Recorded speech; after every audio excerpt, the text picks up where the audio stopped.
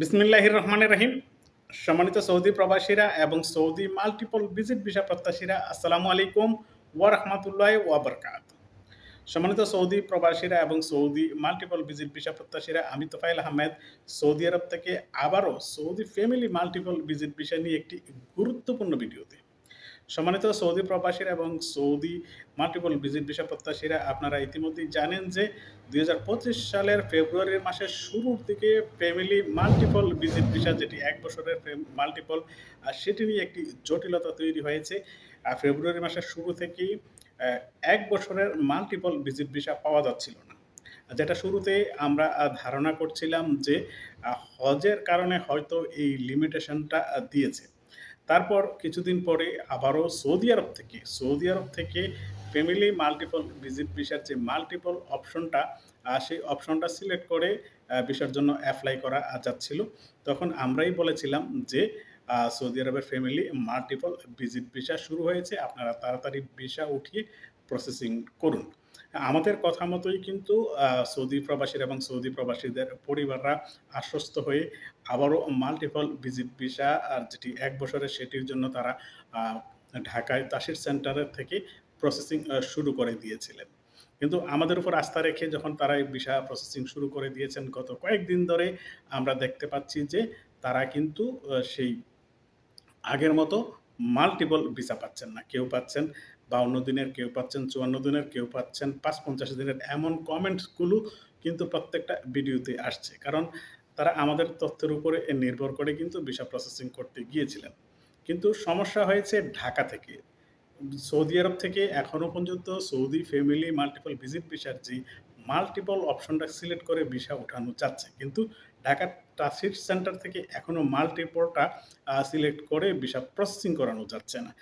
তাহলে কি এই যে যারা গত কয়েকদিনে ভিসা পেয়েছেন, তারা কি এই যে ৫২ দিনের ভিসা পেয়েছেন, ৫-৫০ দিনের ভিসা পেয়েছেন, তারা কি মাল্টিপল এক্সিট এন্ট্রি করতে পারবেন? সেই বিষয়গুলো নিয়ে ধোঁয়াশা কাটছেই না।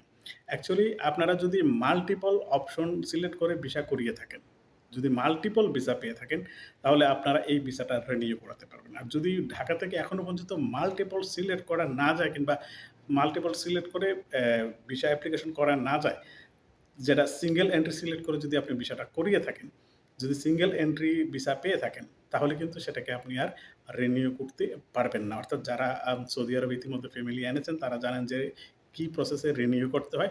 রিনিউ সিস্টেমটা আমি একটু বলে দিচ্ছি। সেটা হচ্ছে যে মাল্টিপল শব্দটার অর্থ হচ্ছে যে একাধিকবার আসা যাওয়া করতে পারা। তাই এই যখন আপনি আগে যখন ৩ মাসের ভিসা হতো, তখন ৮৫, ৮৬, ৮৭ দিনে তারা হয় সৌদি আরব ত্যাগ করত, তারপরে আবার সৌদি আরবে আসতো। তো অনেকেই বাংলাদেশেও যেত, কিন্তু বেশিরভাগ ক্ষেত্রেই বাংলাদেশে যেত না। তারা সৌদি আরব থেকে দাম্মাম হয়ে বাহরাইন কিংবা কাতার, কুয়েত, অনেকে বিমানে করে দুবাইও যেত। মূল কথা হচ্ছে এক্সিট এন্ট্রি। একাধিকবার এক্সিট এন্ট্রিকে মাল্টিপল বলা হয়। ১ বছরের ভিতরে একাধিকবার থাকা যায়।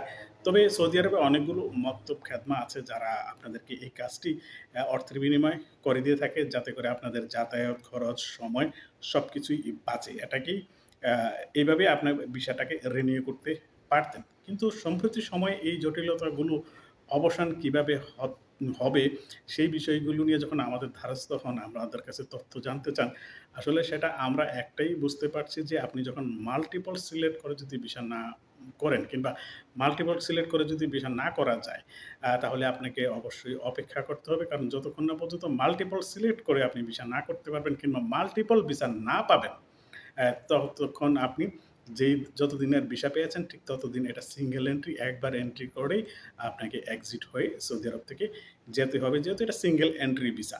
তো এটা কবে নাগাদ আম শুরু হতে পারে, কিংবা এই জটিলতা থেকে পরিত্রাণ পেতে পারেন, সেই বিষয়গুলো নিয়ে পর্যালোচনা করলে দেখা যাচ্ছে যে সৌদি আরব থেকে শুরু হয়েছে, কিন্তু ঢাকা থেকে কেন শুরু করছে না, সেই বিষয়ে ঢাকা সৌদি দূতাবাসই বলতে পারবে। তবে সৌদি আরবের আইন-কানুন এমনই, যেকোনো সময় পরিবর্তন হয়, যেকোনো সময় সংযোজন হয়ে যায় নতুন কিছু।